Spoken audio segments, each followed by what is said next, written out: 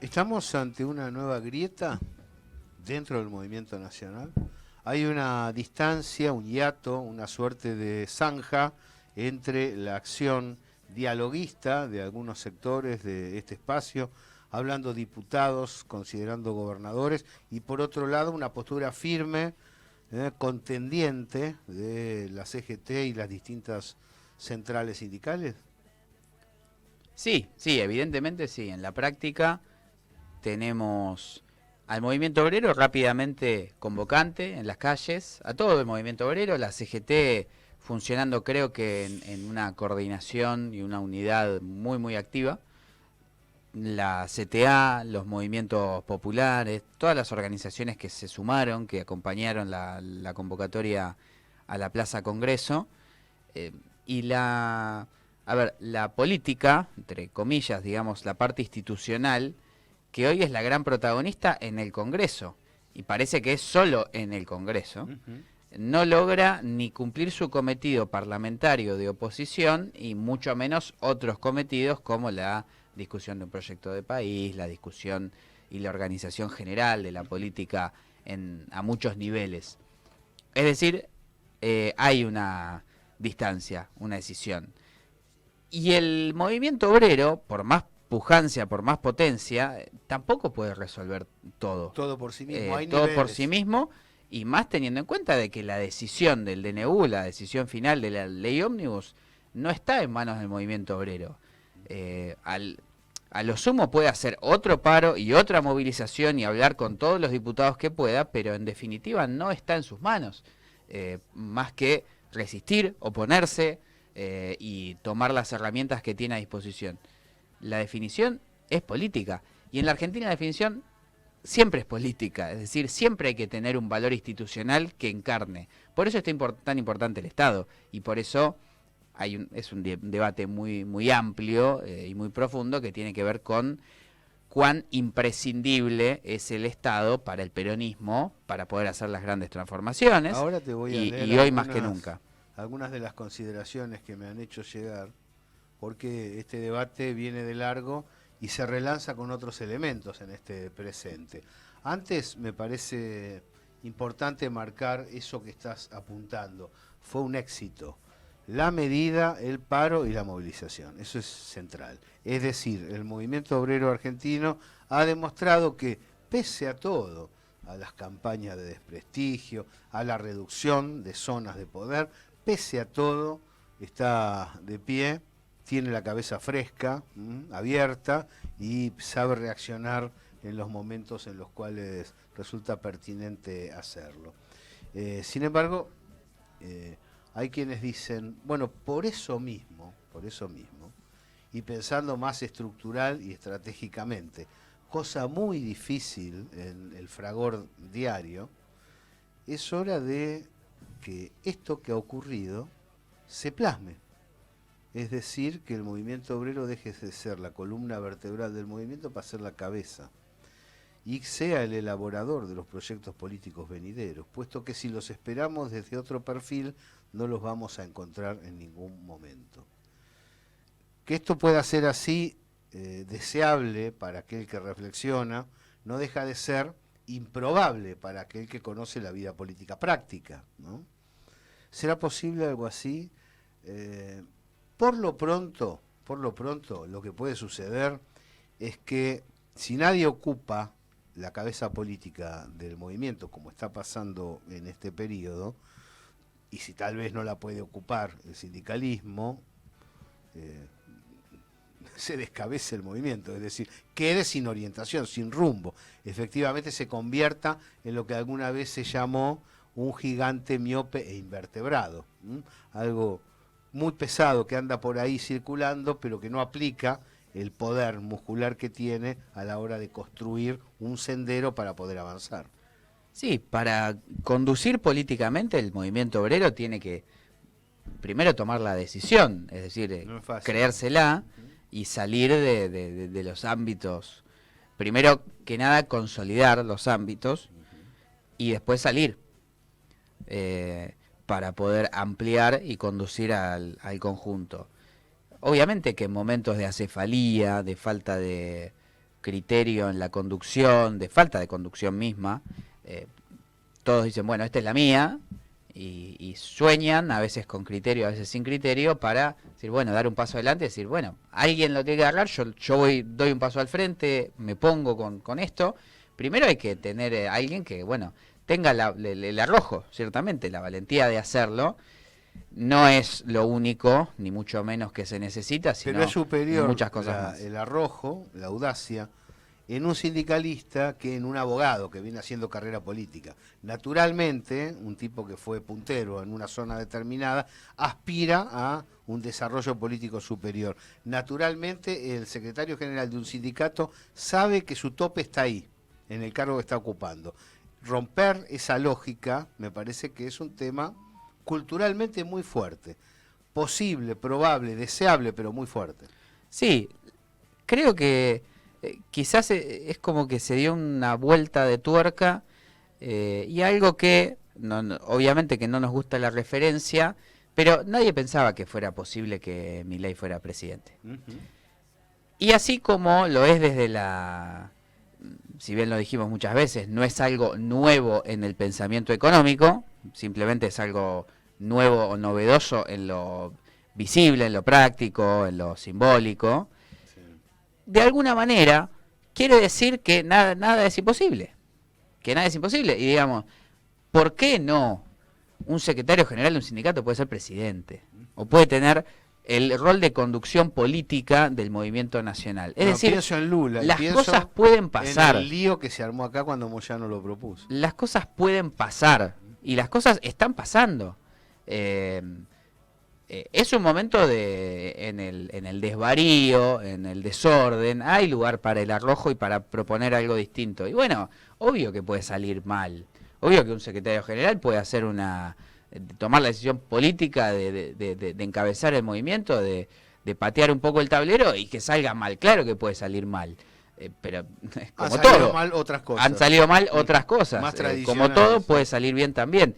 Creo que a diferencia de otros momentos, hay condiciones, porque la política no está organizada para repeler ese impacto. Cuando la estructura política funcionaba, entre comillas, bien, aceitada, con conducción, con organizaciones, con ideas, buenas o malas, etcétera, pero funcionaba, estaba de alguna manera armada para repeler lo que no quería, que en ese caso era que el movimiento obrero tenga esos lugares. Hoy no hay una política organizada y que, digamos, no hay organizaciones políticas que puedan arrogarse la conducción política del movimiento. Y entonces, si no hay conducciones políticas, ¿por qué no buscar las conducciones sindicales o, paréntesis, de otros ámbitos dentro de ese movimiento? Quiero insertar en ese razonamiento que estás haciendo un dato que queda desplazado nuevamente. Hay que elegir a las conducciones. Política, tradicional, sindical, social, no sé cómo sea, pero hay que elegirla. Es decir, basta de que no haya internas y que no haya paso. Entonces nos encontramos, por ejemplo, con un partido justicialista cerrado, donde el momento que tendría que estar debatido está cerrado. No hay ni una mesa redonda convocada como para decir, che, ¿qué hacemos frente a la propuesta de privatizaciones? Ese me parece un dato. Y otro dato que lo tiraste en la cobertura hoy, y a mí me parece muy corrosivo, vamos a tratar de llevarlo adelante con interrogantes solamente, sin dar nombres. Pero, ¿por qué determinados legisladores actúan como actúan? ¿Cuál es su terminal? ¿A quién obedecen? Porque si vos tenés el PJ cerrado, vos tenés Unión por la Patria sin debate interno, vos tenés que la conducción política está sin conducción, valga la redundancia, y tiene más conducción el movimiento obrero, ¿a quién responden los que dialogan con tanta intensidad por la ley Savoy, como se le está diciendo por estas horas? Y creo que es la gran incógnita. ¿Qué decimos con esto? Diputados, diputadas, senadores, senadoras y cercanos, porque en el medio hay asesores, hay gente muy importante en el trabajo legislativo que también hace política, digamos. Que confiamos en su idoneidad y su honestidad con el pueblo y la patria. Hay gente con la que yo realmente, digamos, sé y me consta que están haciendo todo lo posible. Quiere lo mejor. quiere lo mejor para estar en contra del DNU, de la ley ómnibus y bueno, y lograr que las cámaras lo rechacen o que no pasen. Pero porque creo en él o en ella como persona, pero no porque sea parte de una... A ver, los casos son diferentes, pero a nivel general lo planteo. No es que hay un bloque de diputados que todos obedecen al mismo lugar y ese lugar dijo, che, votan todos en contra. Porque sí, si no les gusta, los mato, digamos, no me importa, claro. Votan en contra, porque somos parte de una organización, de un movimiento que ha decidido esto y ustedes tienen que votar en contra. Se ha procedido así en cosas mucho menos importantes. Claro, se baja línea y se vota en contra o... Votar en contra es lo mínimo, lo mínimo. Yo, digamos, descuento que tienen que votar en contra. Hablo de una política ordenada de ganar la discusión parlamentaria. Y esto ya lo hemos dicho. No me alcanza votar en contra. Ya sé que votan en contra de la ley ómnibus. Tienen que trabajar y convencer y negociar para que todos voten en contra.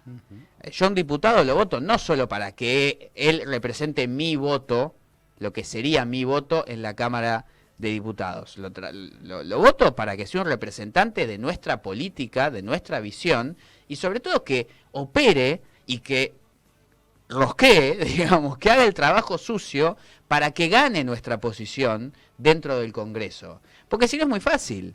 Se sienta, va a la sesión, vota en contra y dije, hice mi trabajo. No. Tu trabajo no solo era votar en contra, era convencer a otros bloques, a otros partidos, y yo sé que es difícil porque convencer no es de palabra ni ideología, es de guita, es de recursos, es de poder, pero ese trabajo hay que hacerlo.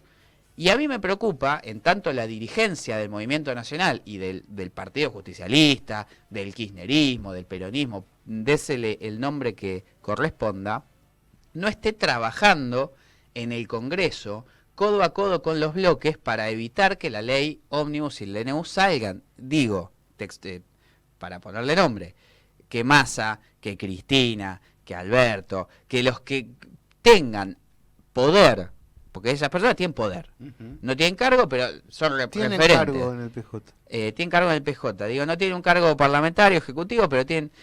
Yo no quiero que plantear la idea de aparezcan, digan algo, no quiero que den entrevistas, no quiero que salgan a hablar, no quiero que encabecen marchas, no quiero nada de eso. Quiero, porque saben, porque pueden hacerlo, porque conocen el ámbito y porque tienen poder, que ayuden al bloque de Unión por la Patria a conseguir los consensos necesarios para que estas leyes no pasen. Quiero que Massa vaya todos los días al anexo de la Cámara de Diputados. Que para eso está. Quiero que Cristina llame a todos los diputados de la oposición que conozca y negocie con ellos para que voten en contra. Bien. No solo que sea una especie de, que tampoco lo es, faro ideológico. Se abrió el hueco, por eso se abrió el hueco, es así. Y quiero señalar que hoy hubo, porque eso es parte del trabajo organizativo, marchas en todas las provincias. Algunas descollantes, como Santa Fe, como Córdoba, algunas muy, muy extendidas, Santiago del Estero, mucha gente en distintos puntos de la nación, que se manifestó, que hizo paro. Esto también obedece al trabajo extendido concentrado, es decir, muy ampliado territorialmente y muy concentrado temporalmente, de las delegaciones regionales.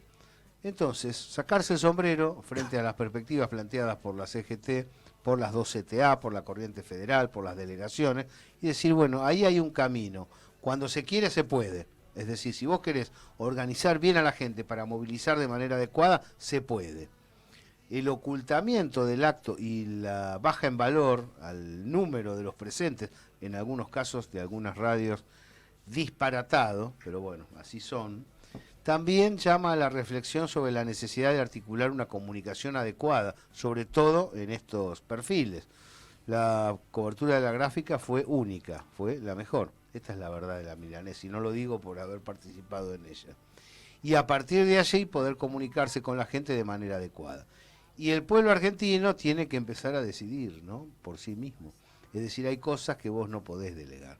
¿Cómo te vas a informar? ¿Por el que te miente o por el que te dice la verdad? ¿Cómo te vas a organizar? ¿A través de las organizaciones que defienden tus derechos o a través de la demagogia liberal habitual que dice que solo te vas a defender mejor? Son elementos que tienen que ver con la dirección, la hemos criticado sin tapujos, la dirección política del Espacio Nacional hasta este momento, y al mismo tiempo no quiero dejar pasar de lado que hay responsabilidades individuales que son intransferibles, porque hay cosas que nadie las va a hacer por el ciudadano. Y hay un movimiento obrero que, después de tantas pullas y de tantas propagandas, ha vuelto a decir presente. Vamos a debatir fuerte hoy, ¿eh? Estabas por agregar algo. No, es un momento muy complicado. Y llega un punto en el cual la organización del peronismo, la reorganización del movimiento es, entre comillas, secundario, porque hay muchos debates necesarios, conducentes, proactivos, importantes, que obviamente quedan de lado ante lo urgente. Hoy José Luis Lingeri planteó que hay que hacer una renovación generacional, un trasvasamiento generacional. Me parece que sin el peronismo dar la batalla urgente no ha surgido otra identidad que contenga como para decir, bueno, vamos hacia la rapidez. Claro, pero es algo que hay que hacer, es de hecho literalmente el trabajo más lento de todos, porque es una transición generacional, es algo hasta biológico que lleva tiempo y tarda. Primero que hoy me preocupa que no salga la ley y el DNU. Sí. ¿Qué digo con esto? En 2017, el 12 de diciembre, se votó por la reforma previsional propuesta por Macri. Hubo una multitud afuera que fue reprimida. Y el éxito de los bloques de oposición, del peronismo y izquierda, etcétera, que se reunían dentro del recinto, digamos, el éxito no fue adentro, fue afuera. Digamos, lo que se logró con la movilización fue que caiga la sesión. Porque había un quilombo fenomenal, dijeron, no se puede sesionar así, cayó la sesión. Y ese fue el éxito. El 14 de diciembre, 2 días después, se hizo la sesión, se reprimió más fuerte y se logró sesionar y aprobar en la reforma previsional. ¿Qué digo con esto? El objetivo parlamentario de movilización, de organización, tiene que ser que no pasen estas leyes, no negociarlas, que no pasen. Y si el único canal posible para que no salgan es que no haya quórum, que no haya sesión, que no puedan pasar los diputados, y tiene que ser ese. Y ahí estaremos todos involucrados. Si no hubiera riesgo de disolución y de balcanización, no lo estaríamos señalando. Porque es literalmente la venta de la patria. Entonces no es es 600 veces peor que la reforma previsional. No hay vuelta atrás de esto. Entonces hay que evitar que se vote, digamos, a menos que se logre convencidamente que se vota en contra. Si se va a votar a favor, no se tiene que votar, no tiene que pasar. Porque uno me dirá, bueno, pero la constitucionalidad, la ley, la democracia, las instituciones, todo. Esto no va con, digamos... No es así. Han decretado una reforma constitucional por decreto. De facto, no se puede, ya es inconstitucional lo que se está planteando, y que un bloque minoritario como es el de Milei y algunos negocios hagan que todo esto pase, bueno, hay que evitarlo de cualquier manera. Entonces no es solo la organización de nuestro movimiento, la conducción de sus partidos, es que esto no pase. Después lo discutimos lo otro, de hecho lo discutimos al mismo tiempo, porque todo se discute al mismo tiempo. Pero hay urgencia y hay importancia, mezcladas, cruzadas, que son paradójicamente lo más urgente. La señal aquí en la gráfica.